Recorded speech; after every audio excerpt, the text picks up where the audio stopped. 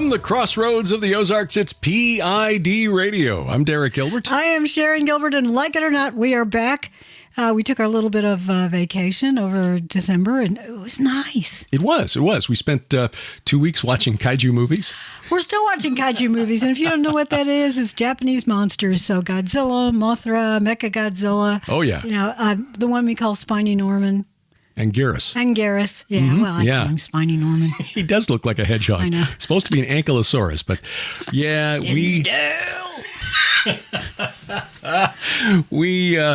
guilty pleasure watching guys in rubber suits wrestling like professional wrestling. I know. It's so, I love it. I really, really do. So it's been very relaxing. We did some research, did a little bit of writing. So I've written about 7,000 words on the book 9.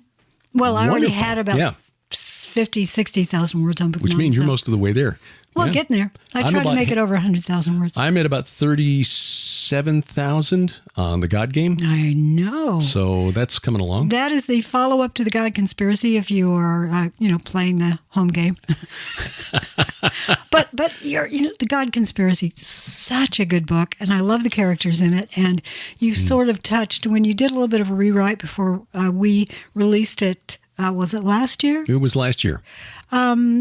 Because it suddenly became a lot more. Brought it into the realm of Red Wing. So, and you're Red Wing, but also the characters. Some of the characters came from your novel, The Armageddon Strain, which we're going to re-release. Yep. It's there, and I'm starting a new series this year. I'm not really sure when the first book's going to come out, but the first book is called Angel Falls, and it is the John Thundercloud mystery series. And if you've read The Winds of Evil, then you know who John Thundercloud is. And this is early in his career, so you get to see John Thundercloud when he was younger and just really out there. Well, we'll also bring Red Wing into that, by the way.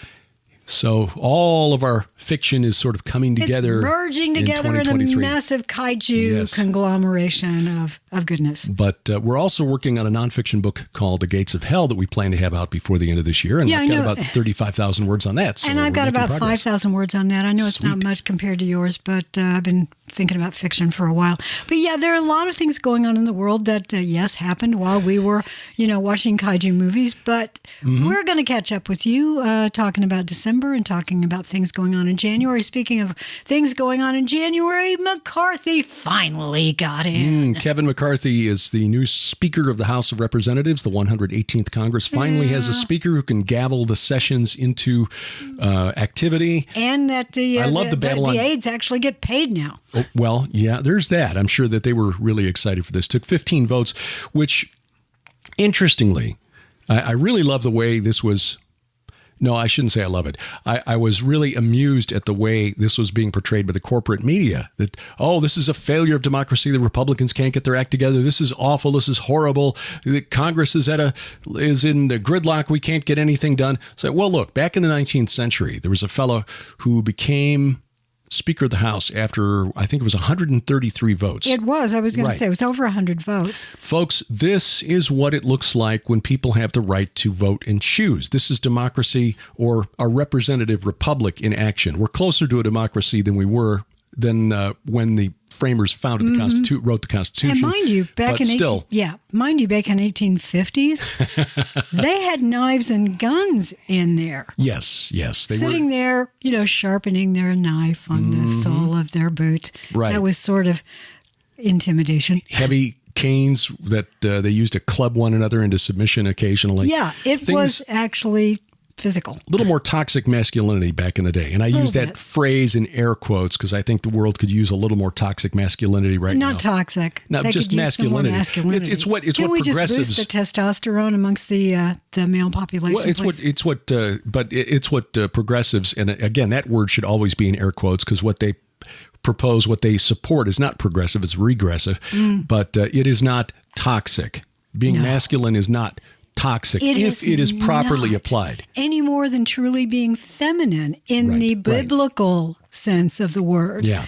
Women and true women, if you look at Proverbs 31, she's busy. Yeah. She's doing stuff. Absolutely. And she's allowed to run a business and conduct her own affairs and be master mistress of her household. Yeah. But, back to the Congress, this was portrayed as a failure of our political system, and it's all the Republicans' fault. It's like, what? The fact that they're voting to choose a guy that they can all agree on? Or at least, God bless the 20 true conservatives, the Freedom Caucus, the core of the Freedom Caucus, that really stood up and said, the way we've been doing business is not acceptable to us. And unless we get some concessions on the way things are run so that we're more accountable to our constituencies, the people who vote for us, not the constituencies, the lobbyists and the corporations who pay for guys like Kevin McCarthy. Yes. Buy and sell them. Right. We are not going to support the McCarthy candidacy. So they got, apparently, now we'll see how well this deal holds. I'm old enough now to know that a contract is only as good as the person who signs the deal.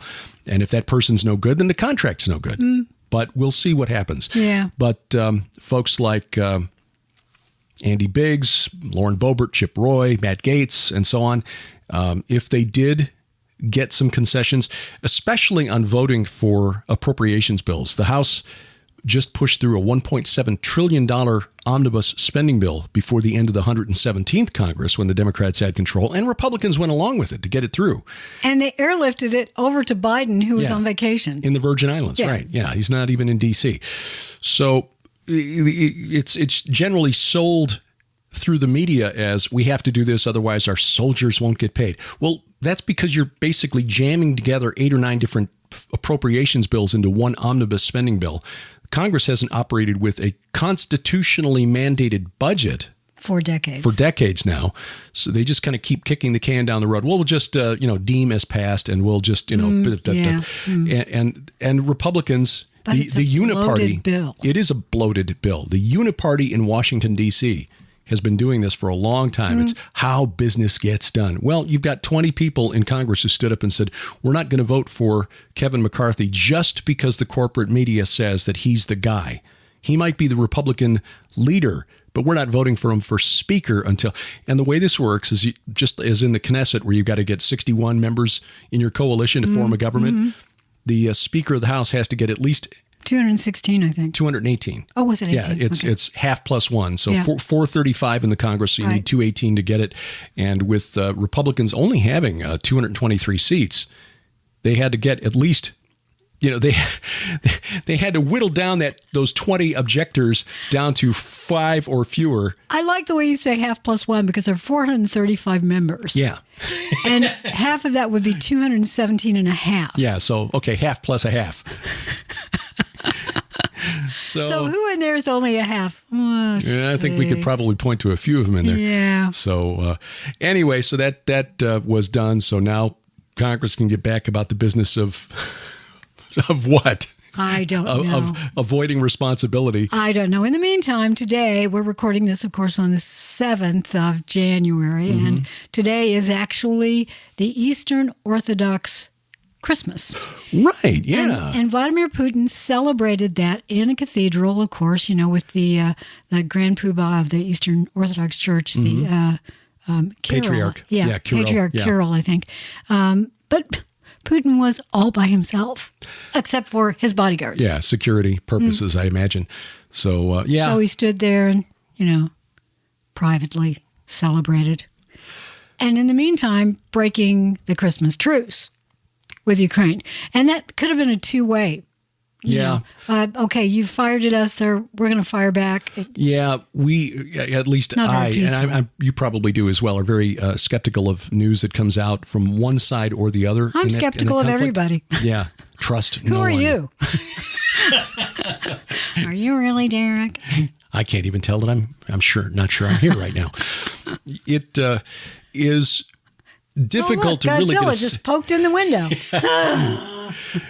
Difficult to really ascertain the truth of what's happening on the ground over there, because it is a war of information. And especially with the internet, it's much worse now than it used to be. Yeah, it really is. And this is why social media is such a big deal, and why Twitter has been a key weapon in this war for a long time. You remember back during the protests in Iran during a presidential election. This was back around, 90... Well, maybe it wasn't that far back, but Ahmadinejad was running for president, and there were protests on the streets. And, it had to be after 2000 because after it was because we 2008 talked about it on P.I.D. radio. Right. The State Department under Hillary Clinton basically went to Twitter and said, do not conduct your pre-scheduled maintenance shutdown because it was during a weekend of protests, and protesters in Tehran were using Twitter to coordinate their flash mobs. Right. So the State Department was using Twitter that far back as a weapon. In fact, the State Department under Hillary, we talked about this years ago on PID radio, using social media and using they actually created teams inside the State Department to go overseas and train Twitterati, on how to use social media to stir up unrest in governments that weren't friendly, in nations with governments unfriendly to the United States. That's an old idea. Propaganda has been used in media, film, television. So why not in social media? And this is one of the things that's really been made clear over the last 6 years. If we thank Donald Trump for nothing else, I mean, other than just being hilarious as president, I'm saying that tongue in cheek. I mean, he a lot of his policies I liked. He often says things that really should have been left unsaid. He needs a filter. He does. Yeah. But he forced the Uniparty in Washington, D.C., the political class, to really show its hands as to how far they're willing to go to keep power out of representatives who want to serve people, the actual voting constituency, rather than the corporate constituency that pays for their campaigns. The Twitter files that Elon Musk had been revealing or releasing have shown the extent to which the intelligence community was embedded inside Twitter and presumably other social media outlets as well, Facebook. So this goes way beyond just controlling the narrative around the pandemic over the last couple of years. It was really being used to control the narrative regarding all political news coming out of D.C.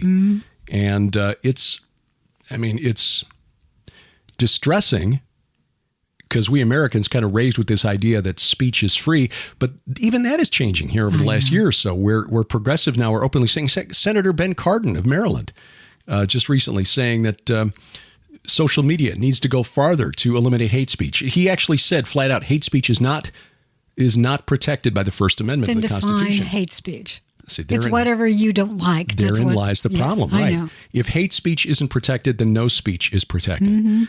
Now, well, and by saying that, you mean the quote unquote, air quotes, hate speech. Correct. Yeah. I mean, if you literally are going online and threatening someone, then that's not protected. That is breaking the law. That is breaking the law. Shutting fire in a crowded theater because you're endangering human life. But to stretch that to say that by, say, misgendering somebody, and again, there's another word in air quotes. I know. That is hate speech and thus not protected. So many terms right now that really, really get on my nerves. Language has been weaponized. Oh, not new. No, but it's really, again, it's really become obvious to... That goes back to Ian McNeice back in the day in Rome. Remember when he was in Rome? Oh, yes, as the news reference to the television series Rome. Ian McNeice, one of our favorite actors. Favorite scenes. Yes. I just like all of his scenes where he's giving the news. Yeah. But it's become obvious, I think, to even average Americans, people who, until the last decade or so, believed that most of what was in the media was objective and relatively unbiased. It's become so obviously biased here in the last few years that even people who aren't really political junkies have noticed it. There's another word that's been used a lot lately that, frankly, needs to be revisited because it doesn't mean what they think it does. Brave. Because you come forward and you say this gender or this belief or that belief. It's very brave of you to come forward and be, frankly, sort of saying I'm going along with the current wave of thought. There's nothing brave about that. Yes. But one of the words that's being brave, stunning and brave. Brave is being used or was being used early on for Prince Harry's brand new book that was leaked in Spain, by the way, a few days ago. And so lots of stories are coming out, the translations of the Spanish version, and it is not brave. It is too much information. Harry, we really don't need to know that. And they're not revelations. These are allegations. Yes. In most cases, he is alleging that something happened.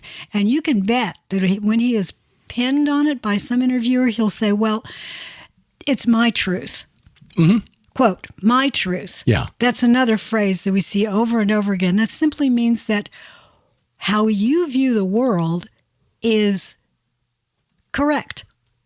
I'm sorry, but there is a capital T truth in this world. That's right. And P.I.D. Radio, one of the reasons we do this podcast is because Derek and I believe with all our hearts there is a capital T truth. And that truth allowed himself to be crucified on a T-shaped cross so that he could provide resurrection and salvation for you and me, for those of us who believe in him and trust in that gift, that sacrifice. That's brave. That's truth.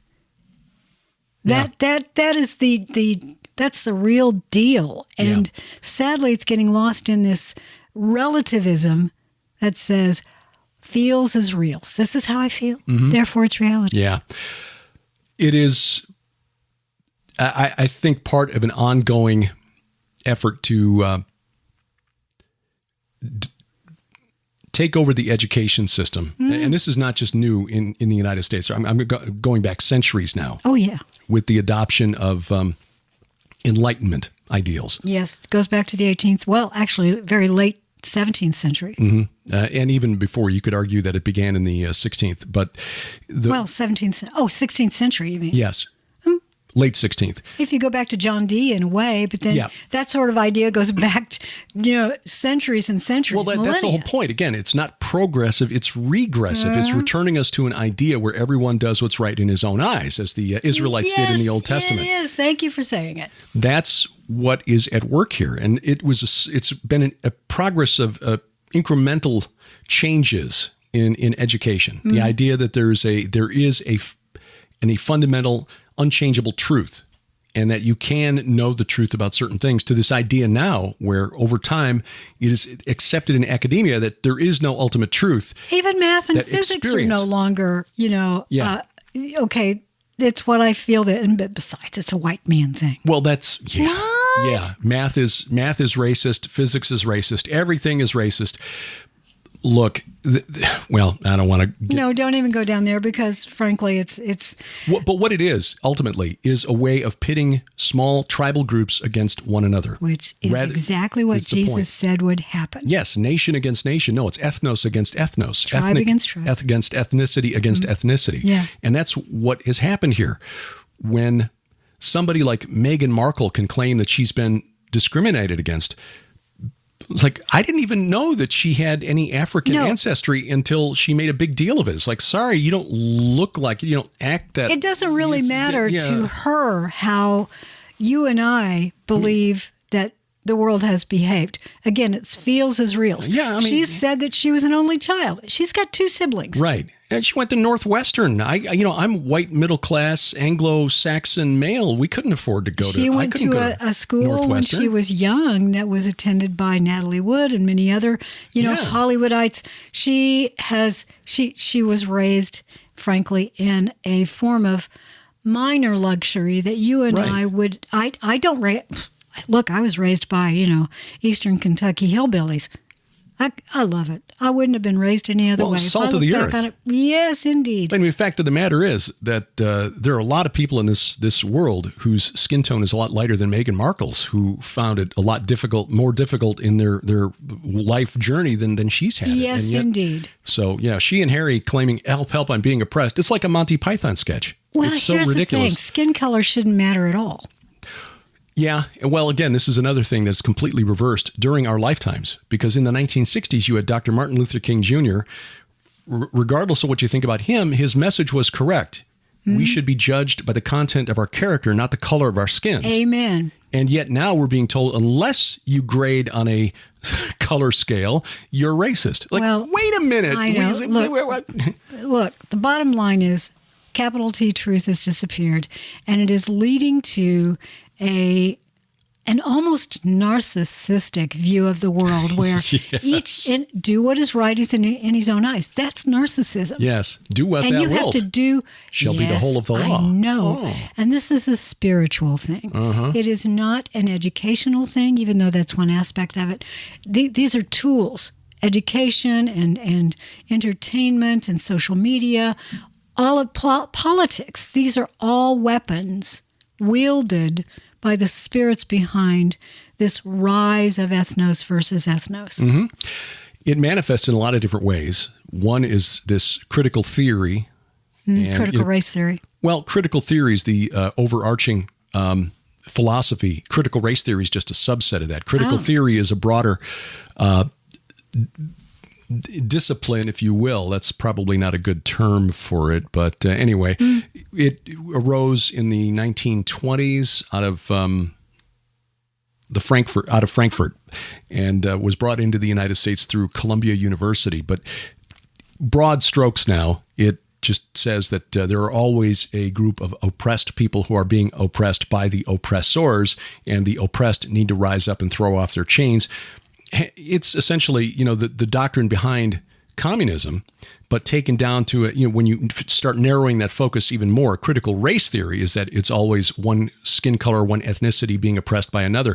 But that's tragic. But yes, because everybody then is the kids coming through academia today, coming up through our college university system here in the United States anyway. Kindergarten. But yes, it's because it's coming into schools, which is why critical race theory has been such a hot topic in the most recent election cycles here in the U.S. Kids are being taught that they are either oppressed or they are oppressors.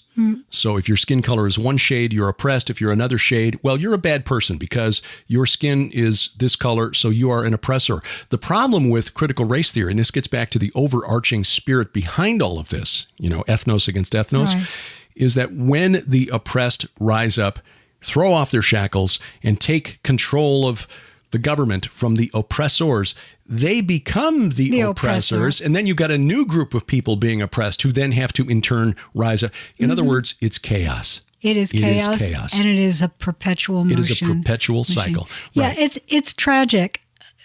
As I said a minute ago, skin color doesn't matter. You can walk up to me and be purple, green. I don't care. I'll give you a hug. I really don't care. And I want you to hug me back. Might take your temperature first if you're purple green. It's like, 104, maybe not a hug. No, you're feeling okay. Yeah. No, I'm a big hugger, and I love when people come up to us at our book tables or when we're at a conference or whatever. I love hearing from you on Facebook or Messenger or whatever. I don't always reply because Derek and I get a lot of messages. So we don't always reply, but we try to. And Jesus doesn't grade on skin color. Correct. Yes, the Lord himself actually had a skin color, but that isn't the skin color. That skin color doesn't represent the group he died for. He died for every skin color. Right. And tragically, critical theory and critical race theory has infiltrated our churches. It's led to replacement theology. Replacement theology, and what's the other? Replacement theology on the one side, where the church replaces Israel. Israel has no more role in end times. It's blacks replace whites or replace Jews. Yeah, there's another term for it though. Whatever it is, it's Kanye West is a big proponent of that, and it's tragic. The Black Hebrew movement is, and it's so tragic.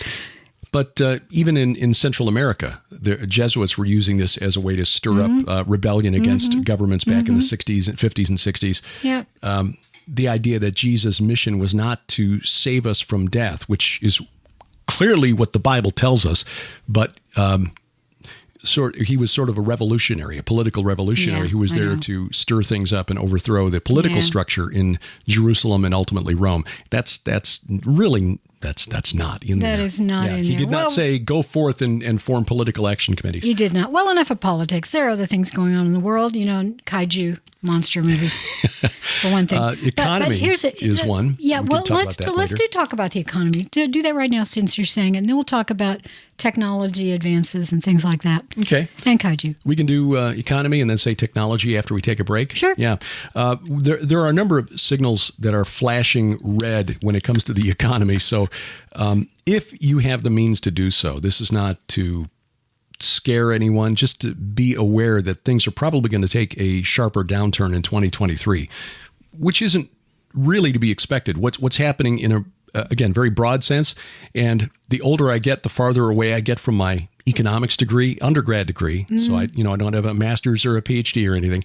But the older I get, the more I realize it comes down to basic, simple things like the law of supply and demand, which means that if the supply of one item relative to another item increases, its value decreases.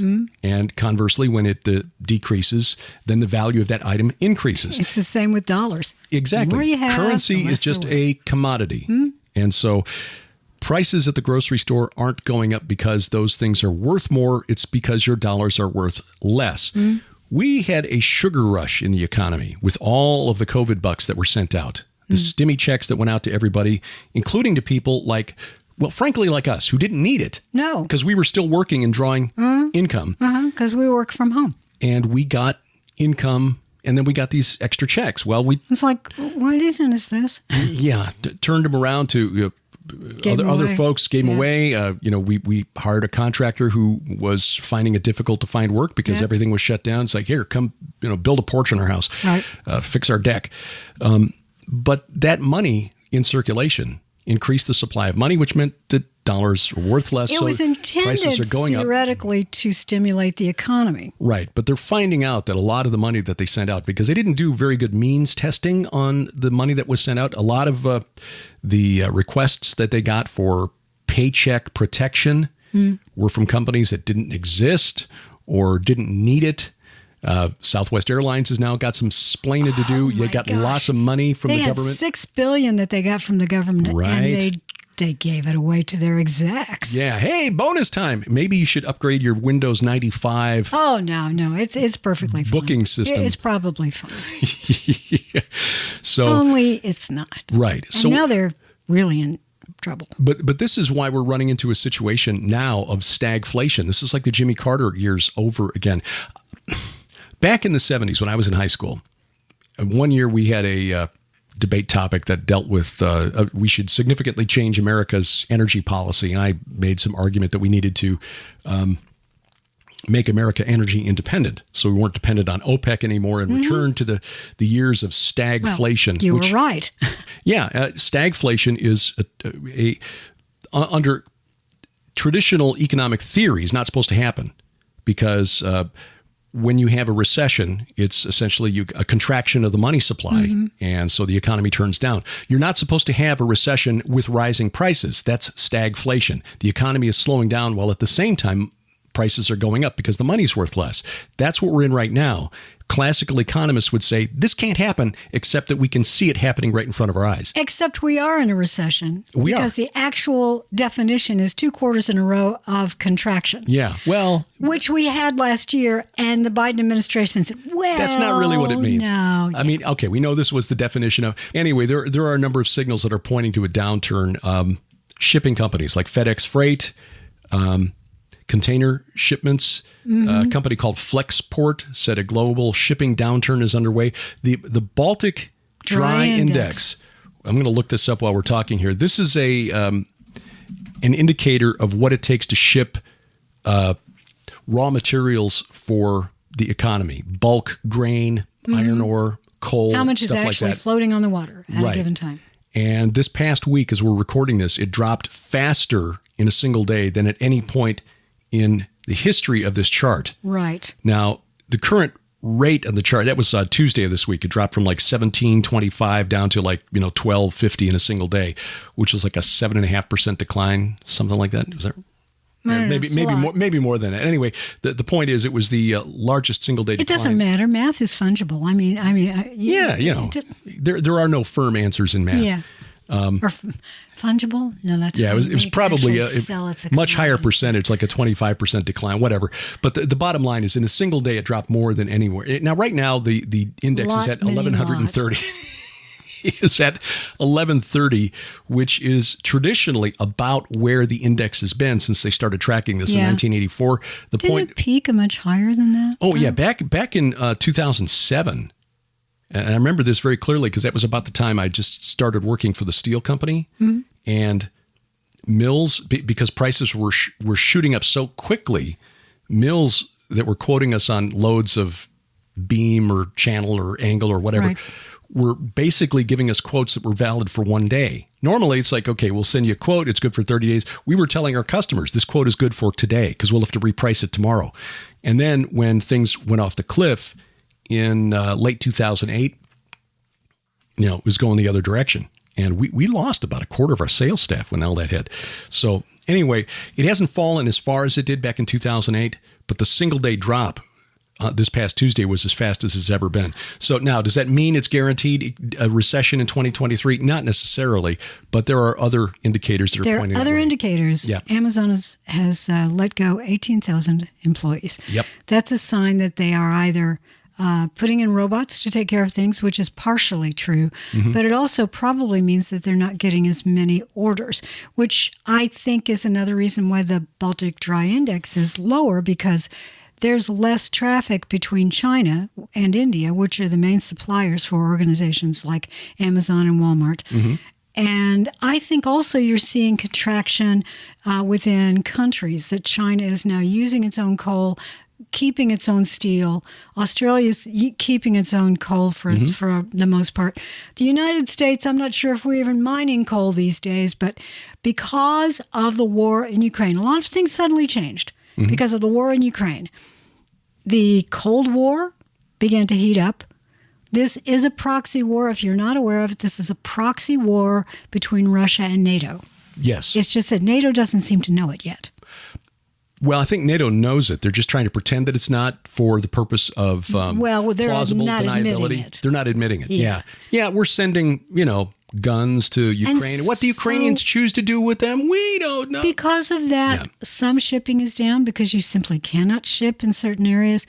It is dangerous to do so. The waters are mined.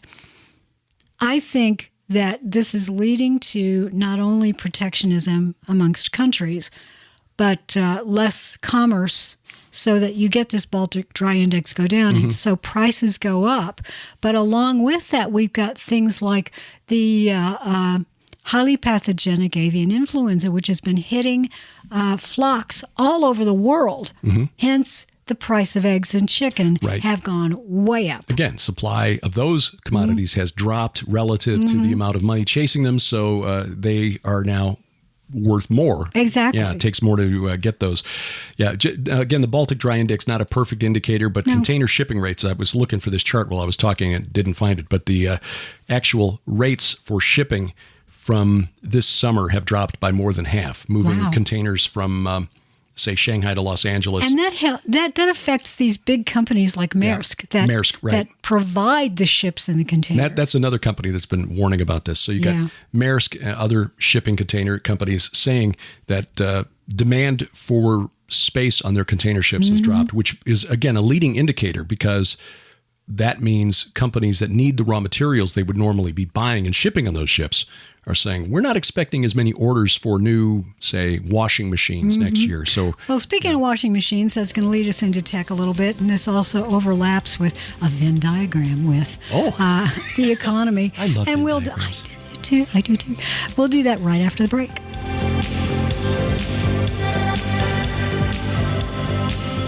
You have blessed us with your support during our first year in ministry. You literally make it possible for us to do what we do. And so as we prepare to head into a new year, we want to return the blessing to you. Through January, we've prepared a number of special offers at the Gilbert House store, and we're featuring the Red Wing Saga, Sharon's wonderful series of supernatural thrillers that teaches spiritual warfare through masterful storytelling with fascinating historical mysteries as the backdrop. Now, all 8 novels in the Red Wing Saga, a $160 value, can be yours for just $110, a savings of $50. You'll also find the Derek Gilbert collection, all 5 of my nonfiction books, a $100 value for just $70. Those are just 2 of the special offers available through January at our online store. You'll find it at gilberthouse.org/store. And as always, we thank you for your prayers and your support.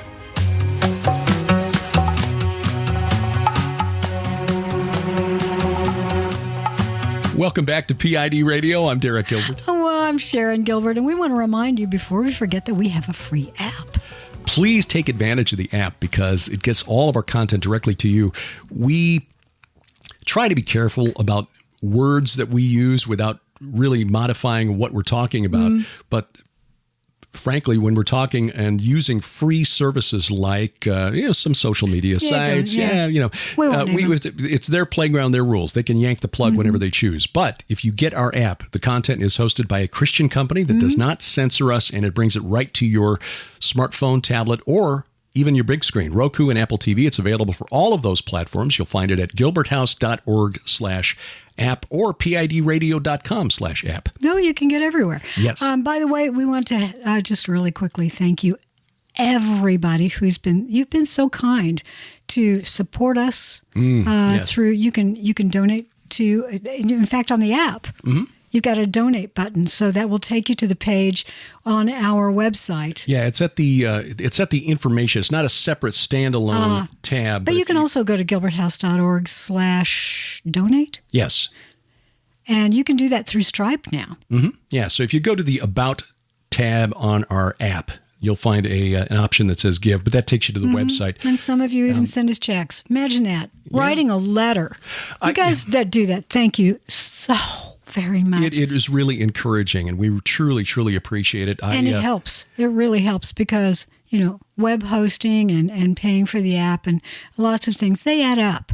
They really add up. Some of the services that we pay for, the big thing at the end of the year, suddenly you're paying for the next year and like, oh, ouch, that's a lot of money. But you guys are really helping us, so thank you. Spreaker, which hosts all of our podcast audio, that is an expense. Of course, the app does cost. Big one. But again, you have helped us to make that possible. So we truly, truly appreciate that. Also want to remind you that we've got streaming video available. If you're overseas and you're looking at some of our video content, for example, our travelogumentaries of our 2 visits to Israel, and there'll be a third one coming up this summer. As soon as we get back from Israel, I start working on the editing. We are making those available as streaming video. The advantage of streaming video over DVD is that you get it in full HD instead of in DVD quality. And if you're overseas, you're not paying the shipping charge, which is ridiculous. It's more than the cost of the DVD. Right. And God bless you, because I know we've got folks to whom we've sent things in New Zealand, Australia. But you can access that. There's a link at our website, gilberthouse.org. I'll put a link at pidradio.com too. But we've got video teachings on everything from Jack the Ripper and spiritual warfare to the UFO phenomenon. It's a crazy end times gamut. Prophecy. It's wild. It's instant access, full HD. It is, and thank you very much for that. Thank you also for going to our store, and many of you have ordered things through there. And we also want to remind you that I think nearly every book we've ever contributed to or written and published through our own company, they are available in Kindle. Yes. So if you are overseas, rather than pay this, we appreciate you're going through our store, but we also understand that paying $30 or $40 for shipping can be, a deal breaker. Yeah. But on all of the books available in Kindle format, I've put a link to the Amazon page for the Kindle Edition at our store. So if you're looking at our store, you see a book you like, you want the electronic version, you can find the link to the Amazon Kindle Edition from there. Yes, thank you, Beather. But by the way, every book that you order, it's an actual paper book through our store. Every one that we've written, we sign. Now, I could sign ones that I haven't written, but,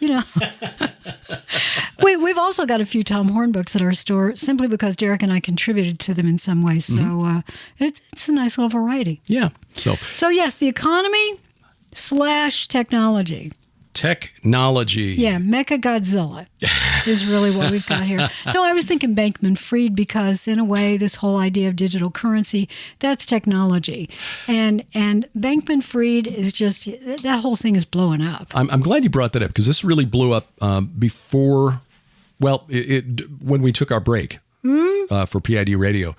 Sam Bankman-Fried, who's the CEO of FTX, and Alameda Research, which was the sister company run by his former girlfriend who threw him under the bus. She's cooperating with the U.S. Attorney for the Southern District of New York. Bankman-Fried is accused of making off with something like $10 billion of customer funds money that had been invested with FTX, which is a cryptocurrency exchange, and then shoveling that over to Alameda where they made bad bets on the market. This is a cautionary tale. Be concerned, be very concerned whenever you see somebody with a prospectus that promises a guaranteed rate of return of 15% or higher. No investor, no matter how good they are, can guarantee that kind of a return unless they're cutting corners and doing things they shouldn't ought to do. In other words, unless it's a Ponzi scheme. Well, this was a startup just a few years ago. It came out of nowhere, suddenly had lots of amazing property that was owned in the Bahamas. That's another red flag right there, that it's all in the Bahamas. He had all these donations. FTX sponsored sports arenas. Yeah. So you've got FTX that was on the outside of a sports arena, and I'm sure that these contracts were, you put our name on the outside, advertise, and we will guarantee that over the next whatever number of years that we'll contribute this much. And so they had to give some up front. Yeah. But then, do you really get it after that? So, some very prominent sports facilities that were named temporarily for FTX that has been changing. But they had celebrity spokespersons like Tom Brady. Yeah. Quarterback Tom Brady. Yeah. Larry David, who is the co-creator of Seinfeld. Well, here's the thing. Your agent comes to you and says, okay, I've got a job for you. Here's the script that you read, and here's your check. Shaquille O'Neal, basketball star Steph Curry. So, And I'm wondering if they actually got paid or if they got shares. Well, that could be. Could be. Shares Baseball Hall of Famer bad. David Ortiz was another. Well, yeah. They're worth nothing. Worth nothing now. Yeah. But this points up the difference between, and I talked with Guy Malone about this. Guy is an old friend of ours. We talked with him back in 2005 and 2006 about his Ancient of Days Bible UFO conferences in Roswell, New Mexico. Today, he works as a copy editor for Bitcoin Magazine. He explained the difference between Bitcoin and cryptocurrency generally. Sometimes we conflate those terms. Many of the cryptocurrencies out there, like Ethereum and others, and even Ethereum technically is not a cryptocurrency in the strict sense of the term. It's tied to an actual commodity of some kind. It's backed by something. To be honest, I don't even have my head around it. But technically, it's not. It's traded like one, but is technically not a cryptocurrency. To me, they're still digits. It's bits and bytes when you get right down to it. Fiat currency is fake enough because it's just a piece of paper. And at one time, you could take to the bank and exchange for silver, but you can't do that anymore. Speaking of that, by the way, rabbit trail, here in Missouri, there's a bill been proposed in the Missouri State Senate to make silver and currency legal tender, which is the case in several other states here in the U.S. already. I love that. So there is a movement. Yeah, there is a movement to bring back, and it's in the Constitution, silver and gold should be actual currency, but I digress. Fiat currency is just, the value is whatever faith you have in that piece of paper. But at least it's a physical thing. Okay, look, I'm giving you these pieces of paper, and so you take those pieces of paper over to the bank. But the fact is, most of us have already sort of in our minds transitioned to this idea that our money is just bits and bytes. No one goes to the bank and say, okay, let me see the pile of money in there that's mine. No, we don't. And how do I don't even know. I mean, we trust our local bank and we like our local bank because we know most of the local. I know the bank manager by name. She knows me. And most of the tellers, I know them by name as well. We can call them on the phone. Hi. We've called them from overseas before. Yeah. And, hi, Mr. Gilbert. Hi, Mrs. Gilbert. And that's wonderful. But I don't know if our money is actually there or if it's been, if they've got... Because fractional banking... Of course it's not actually there. Yeah, fractional banking, they only have to keep 10% of what's officially on deposit in the bank. Is it even 10? I thought it was down to one or two. No. Well, 10% is what I believe. And I know China reduced its reserve requirements recently to try to goose its economy a little bit. But I think it's 10%. I'd have to look. But it's not very much. It's not very much. The bottom line is if we all ran to the bank today to demand our money out, they wouldn't have it. It's not like It's a Wonderful Life? It would be just like the bank run on the building and loan, you know? Yeah, but he actually gave you money to a certain extent. Yeah. He said, no, wait, no, your money's in this guy's house and it's in... Exactly. That's fractional banking. Mm-hmm. So with Bitcoin, with other cryptocurrencies, digital money, there's nothing. It's just, somewhere, it's on a ledger somewhere. There's no there. There's no there. The thing with Bitcoin is that it's a distributed ledger, which means no one company holds the books. You can go to any one of these nodes, any one of these independent folks who are mining crypto or processing transactions. Yeah. And get the but problem my question becomes is, when if you one go of those to nodes goes out. Then there are other nodes that pick up for it. Gotcha. At least that's the belief. Now, I'm with you. I don't plan to ever invest in digital currency, but the difficulty for investors comes when you take your Bitcoin and you deposit it with an exchange like FTX or what's the big one, Binance out of out of China. Binance is the one that helped to take down FTX. Yeah, and now Binance is being investigated for money laundering charges. This and the claims that that terrorist groups are using Bitcoin and trafficking. In fact, I talked with Opal Singleton about that. And we'll talk more about that interview in just a minute. How trafficking rings use Bitcoin and how members of child pornography dark web sites pay for their access with Bitcoin because it can't be tracked. Federal regulators, not just in the U.S., but around the world, will use that to convince people to vote for or to justify government regulations eliminating Bitcoin. The one advantage that Bitcoin has over that it offers to users is financial privacy. But if federal regulators put an end to that, then and say, okay, digital currency is a great idea because everybody's got a mobile device, and so you can send stimulus money right to somebody, even if they don't have a bank. But it's got to be controlled by our, say, Federal Reserve Bank or the Bank of England or the European Central Bank.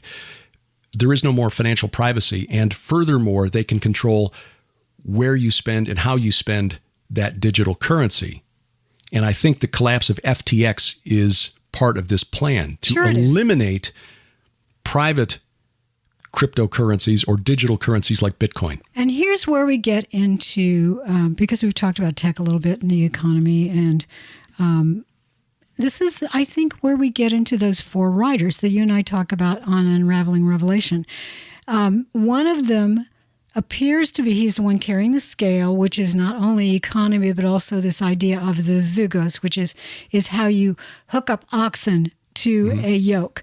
This idea of controlling you through your ability to buy and sell. That, I think you've hit on it. I think, and we've identified in Unraveling Revelation, Derek and I actually try to identify those writers because two are named because there are 5 entities writing. Hades is coming with Thanatos. So we get Thanatos, the name that is often anglicized as death. But it's more than that. We've got 5 entities, Hades and Thanatos, plus 3 more. And I think that one with the scales, I think you're right. I think it's Nabu. Nabu, Hermes, Mercury. Yeah. The Mercury as in mercantile. Merchandise. Right. Commerce. The ancient god of scribes, bookkeeping, but also buying and selling. Yes. And that's what is at work here. And the hilarious thing is that our SWIFT system, our credit card system of moving money, there's a little bit of a fee that's paid every time. But when you use MasterCard anyway. Well, that's true. Forgot about that. MasterCard, back in 2009, after the collapse of the subprime mortgage bubble, instituted a 2 cent per transaction charge for merchants. They have to pay 2 cents for the network access brand usage fee, or Nabu. Yes. Yeah. It's you worked really hard to get at that, didn't you, kids? They did. They could have just called it the merchant fee or internet fee or yes, I'm guessing that usage fee. I'm betting that most involved with that have no idea who Nabu is. Yeah. Because I think many of our listeners, unless you've read the books that we've written or that you've been watching Unraveling Revelation, you probably don't know who he is. No. Nabu was really, really important. I mean, especially when you look at the Neo-Babylonian Empire, which was the kingdom of Nebuchadnezzar, whose name was Nabu, preserve the sun, or say Nabu, protect his borders. Nabu was the theophoric element in a number of very prominent politicians, rulers back in the day. Nebuchadnezzar's father was Nabopolassar. You had another prominent general whose name was Nabu-Zaradan. And the last king was Nabonidus. So very prominent, even down to the 1st century BC, but then he was adopted into the Greek and Roman pantheons as Hermes and Mercury. And to this day, you could make a real good case that, look, if lawyers and bankers don't run the world, who does? Who does? That's the question. And that was essentially the domain of the ancient Babylonian god Nabu. It's one of the reasons that you and I are writing this book that we're hoping will get done this year, called The Gates of Hell. We're trying not to rush it because even though last year we thought we were going to get it out really, by the summer, other things came along that sort of delayed us. But I'm glad they did because we have discovered so many other things in the meantime. Yeah. Even getting down to things like where Jesus did certain things in his ministry that relate to this subject. Yes. Yes. And we'll visit some of those when we go to Israel in March. And those of you who are going with us, we cannot wait to see you again or to meet you for the first time. And if you haven't already signed up, by the time you're listening to this, that third bus may be close to complete. So if you are interested at all, you need to contact Lipkin Tours ASAP. Yeah, and you can find the link through our website, gilberthouse.org/travel. That's easier than the URL at Lipkin Tours. But there's a link right there at the top of that page that will take you to the Lipkin Tours website. And by the way, we're going to go back next year. Yes. We have dates for 2024 Gilbert House already. Tour of Israel, and we've got a big announcement about that, but we can't make it yet. Not just yet. Not just yet. Well, what else we want to touch on here? By the way, speaking of digital currency, a former central banker from China said that their experiment with the digital yuan has not gone as well as they wanted.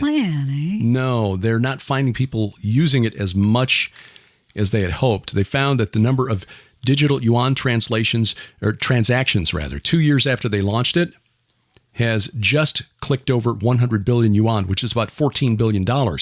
But that's after 2 years. You know what's ironic about the name of their currency, the yuan? There was a previous dynasty called the Yuan dynasty. That was actually Mongolian. It's similar to the Japanese word yen, by the way. They are the first dynasty to have created a transactional currency. They printed money. Wow, that makes sense. That's why it's called the Yuan. Yeah, okay. Which is hilarious because most of the Chinese who run the place are Han dynasty. Right. So they're Han tribe, if you want to put it that way, although I'm sure there are many tribes within the Han family. But to name it after Mongolian, that's a little ironic. That is weird.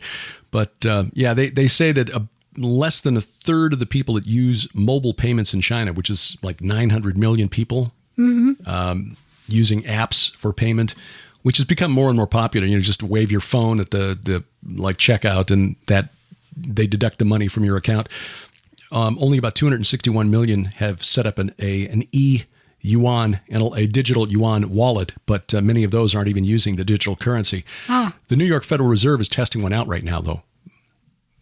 Yeah, the New York Fed is testing a digital buck, a digital dollar, with the let's see. Digidoll?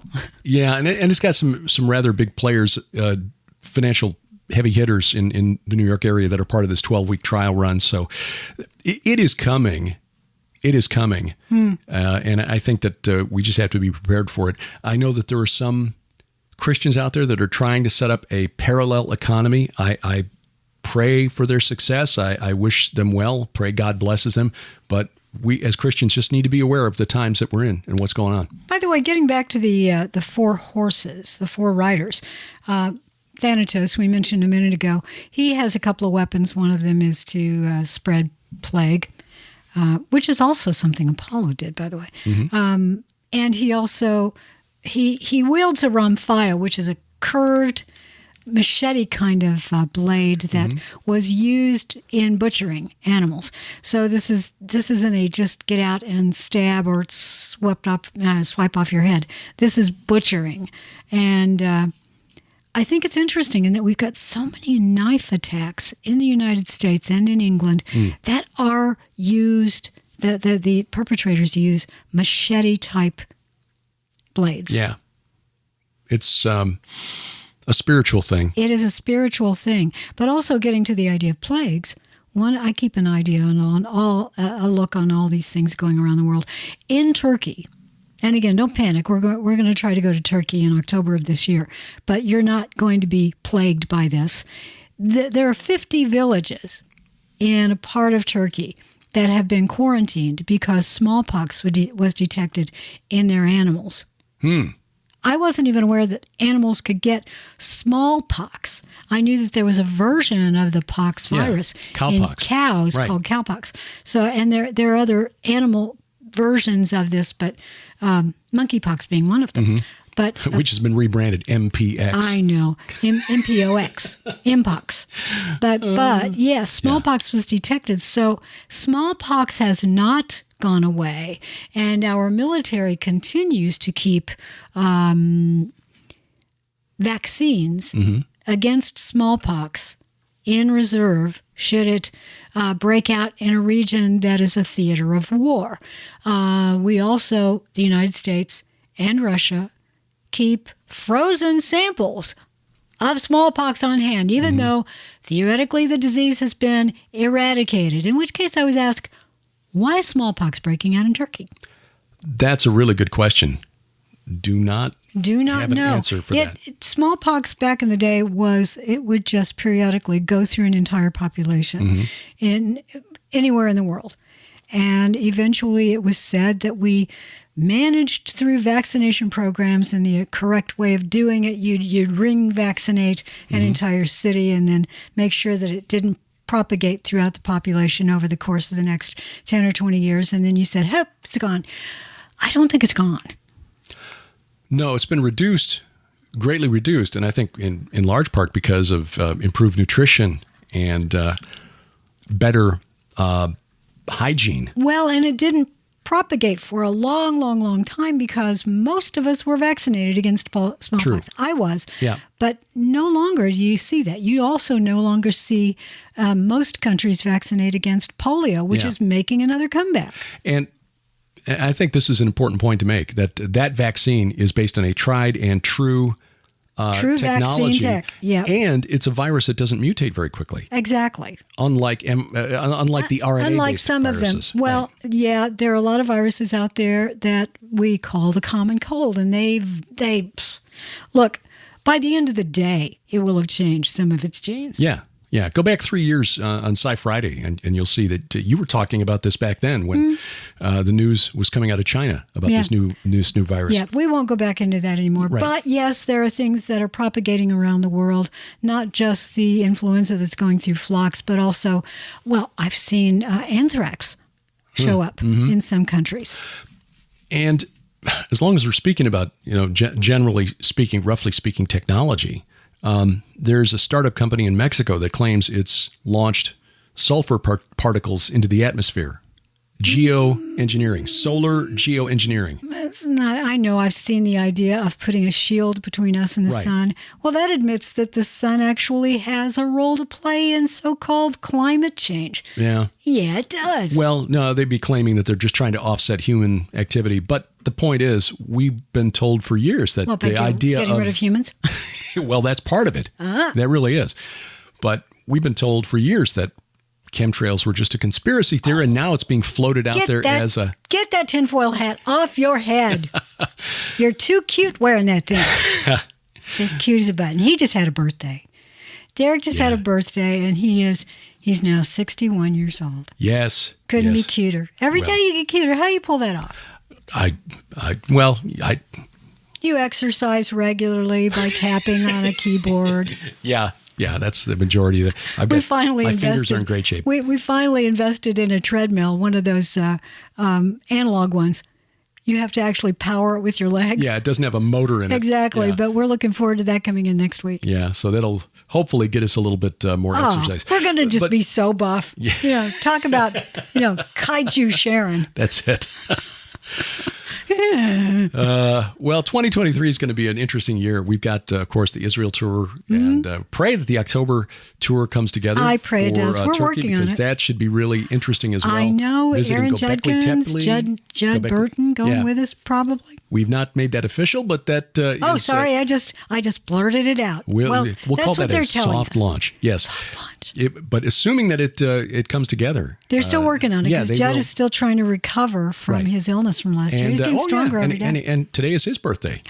Happy birthday, Judd. Yeah. Oh, speaking of good things, we just got for your birthday, you got a Kenny C t-shirt. Oh, yes. So props to Kenny C for Rock sending with that Kenny to us. C. Thank you very much. One of our favorite people. Hey, you got a shirt as well. I so know now I we can did. What was your match birthday? and- So we'll do that. We'll have to take those to Israel and get pictures taken on the Mount of Olives or something with Yes. Kenny C t-shirts. Yeah. One of these days, Kenny, you need to go to Israel with us. That would be so awesome. Yeah. Have Kenny Playing his guitar. play on the Temple Mount. Yeah. Maybe not. No, That I don't probably think. wouldn't No, I don't be think that. allowed. No, it would Yeah. really. Rock would be another meaning while we were up there. In fact, they would be launched at our heads.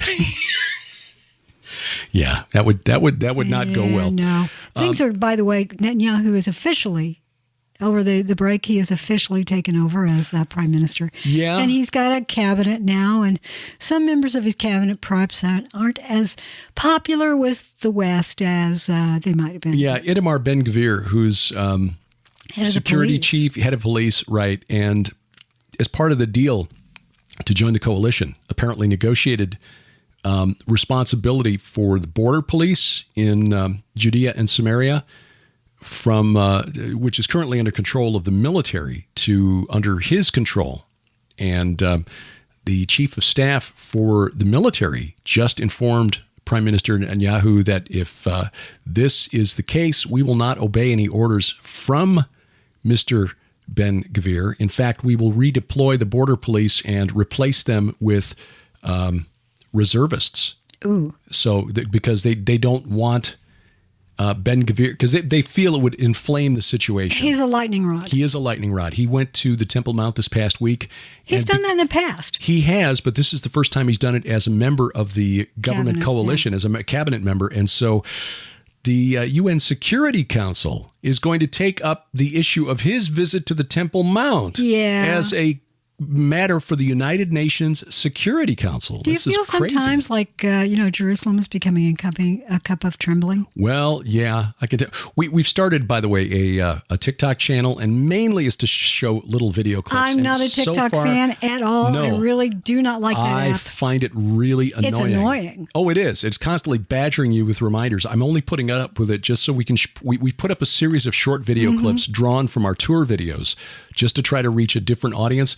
And I'm finding that a lot of the comments there are from people who don't like Israel. So I'm just going through delete.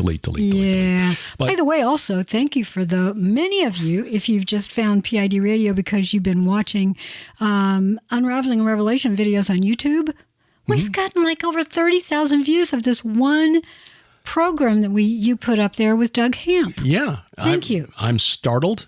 But, I'm loving it. And there's a lot of engagement in the comments. Right. Really and good engagement. Intelligent engagement. Yeah. Right.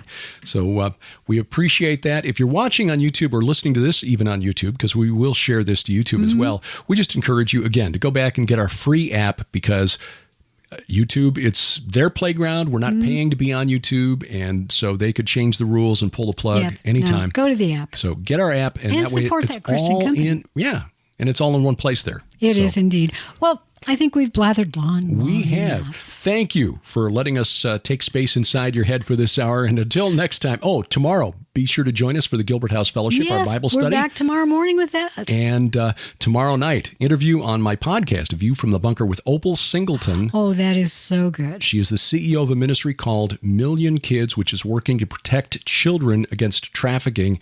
They've got a new documentary film that she has helped to raise the funds to produce called Sextortion, The Hidden Pandemic. It is horrific. If you've got children or grandchildren and they've got a mobile device that's connected to the internet, you need to listen or watch that interview. Oh my gosh, story just yesterday about an 11-year-old girl that got pulled into that on Spotify. Spotify was That's used. not even a video platform. I know. They used the comments. Oh, man. And they were talking to one another in the title for the comment. Oh, yeah. So, yeah, it's being used by predators, but even more than that, even more than just individual predators, gangs of predators in places like Ivory Coast and Pakistan are targeting kids in the West. Yeah. This is spiritual. Yeah, so do check that out. That's at vftb.net, or yet, better yet, just get the app.